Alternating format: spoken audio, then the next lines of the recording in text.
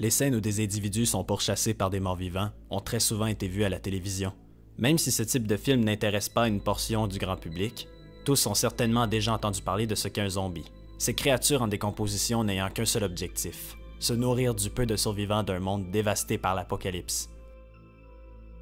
Comme la plupart le savent déjà, la mode des zombies, ou encore la zombie mania, a fait de ce monstre celui étant probablement le plus omniprésent dans toutes les sphères de la culture populaire, et ce, depuis la sortie du film Night of the Living Dead par George Romero en 1968. Beaucoup de personnes regardent de haut ce genre puisqu'il est considéré comme surexploité et qu'il ne s'agirait que d'un banal phénomène de mode populaire.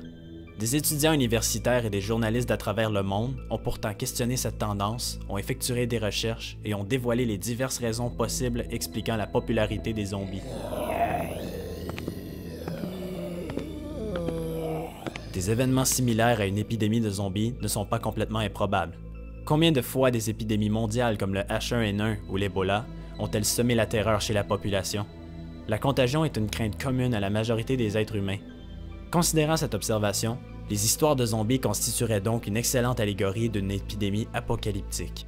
La représentation de cette créature comme étant le résultat d'une maladie mortelle répond donc à l'intérêt populaire pour le divertissement de suspense. Mais encore, il arrive que le mangeur de chair ne soit qu'un figurant dans certaines œuvres. Et non, il n'y a pas que les maladies pour effrayer les gens.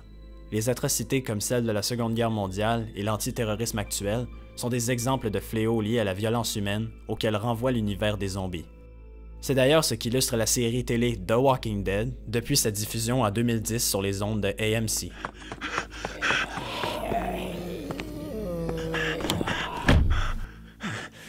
En plus de présenter des morts-vivants très convaincants, la série démontre comment un groupe de survivants est forcé à faire des choix déchirants afin de survivre dans un monde anarchique où même les autres êtres humains constituent une menace. Les survivants sont donc fréquemment forcés à se demander si le recours à la violence et la réfutation du droit à la vie d'autrui sont une nécessité à leur survie. Une série qui remet en question des concepts de moralité d'une telle manière pousse donc le public à pleinement participer à l'émission en se demandant comment il agirait s'il était lui-même plongé dans des situations pareilles, le forçant à prendre des décisions dont sa vie en dépend.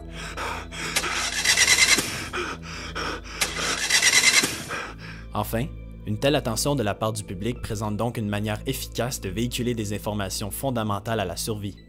En ce sens, il est ici question de partager au grand public des connaissances pouvant être utiles lors d'un bouleversement mettant une communauté en danger.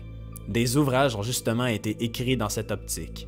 Par exemple, dans un guide de survie écrit par l'auteur de World War Z, une section sur les différents abris possibles y est développée. On présente les bâtiments les plus recommandés pour se protéger des zombies, des endroits permettant de résister à d'autres catastrophes telles que des tremblements de terre, ou encore des installations anticriminelles telles que de hautes clôtures et une structure solide.